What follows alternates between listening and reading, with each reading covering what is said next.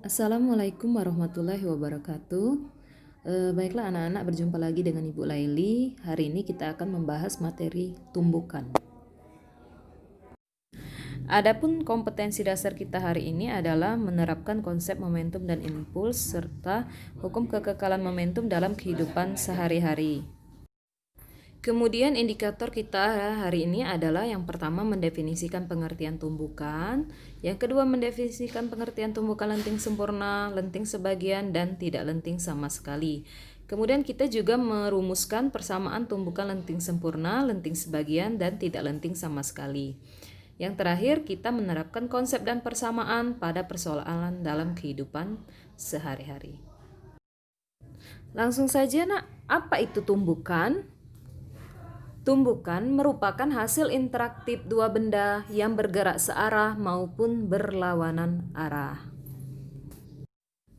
Adapun jenis-jenis tumbukan, yang pertama tumbukan lenting sempurna, yang kedua tumbukan lenting sebagian, dan yang ketiga adalah tumbukan tak lenting sama sekali.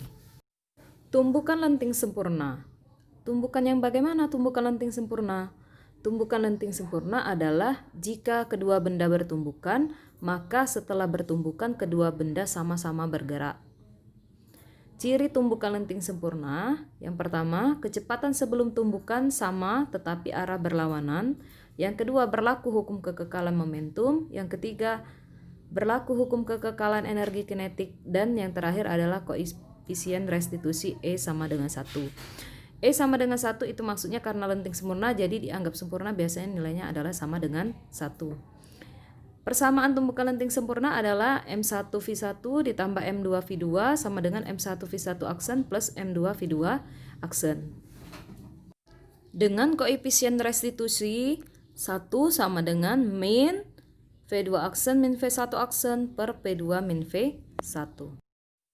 Kemudian tumbukan lenting sebagian, maksudnya sebagian adalah sebagian benda saja yang melenting atau salah satu benda saja yang melenting, sedangkan benda yang lain adalah diam. Ciri tumbukan lenting sebagian, berlaku hukum kekekalan momentum, energi kinetik sebelum dan setelah tumbukan tidak sama, kemudian kecepatan relatif sesudah tumbukan berkurang dibandingkan setelah tumbukan. E nilainya kurang dari 1 atau lebih dari 0. E bisa dicari sama dengan menggunakan rumus dari tumbukan lenting sempurna. Kemudian ada lagi rumus yang lain, yaitu E sama dengan akar H2 per akar H1. Ini maksudnya ketinggian setelah melenting berbanding dengan ketinggian sebelum melenting atau sebelum bertumbukan. Yang terakhir adalah tumbukan tak lenting sama sekali. Maksud dari tumbukan tidak lenting sama sekali adalah ketika benda bertumbukan, dia akan bersatu atau menempel atau bergerak bersama-sama.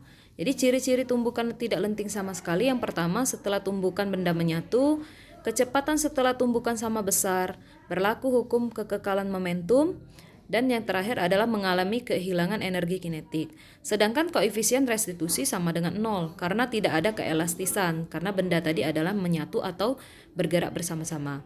Persamaan tumbukan tidak lenting sama sekali adalah V aksen sama dengan M1V1 ditambah M2V2 dibagi dengan M1 ditambah M2.